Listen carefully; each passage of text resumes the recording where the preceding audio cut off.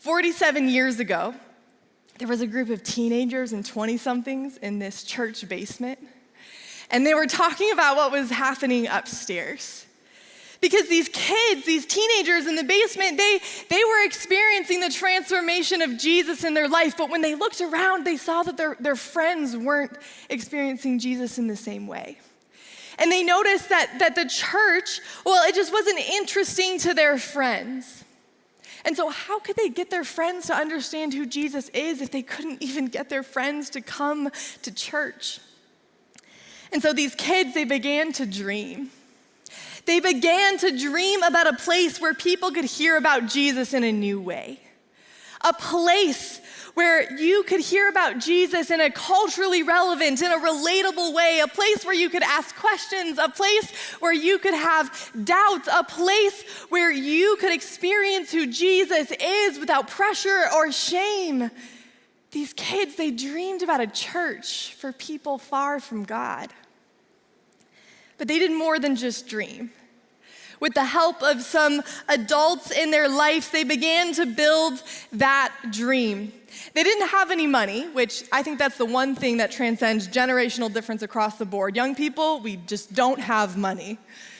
These young people, they didn't have any money, and so they decided to sell tomatoes door to door to fund their dream. They began meeting in this little movie theater and just doing church differently.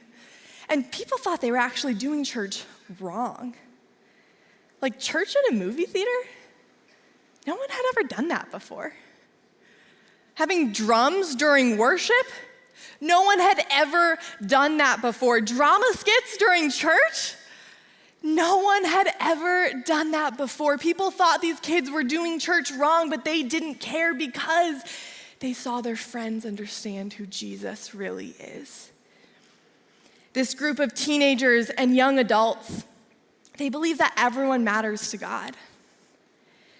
And that the church, it should be a place where people can find and follow Jesus. Their vision to use their church, to use their gifts to build a church for people who didn't know Jesus, it grew and it grew and it grew. And today, 47 years later, we are a part of the legacy of a group of kids and 20-somethings who just wanted to grow the church young. And if you're here today and you were one of those kids or 20-somethings, if you were a part of the founding of our church, the theater days, or even the first 20 years of Willow, will you stand so that we can recognize your investment? Thank you for building this church.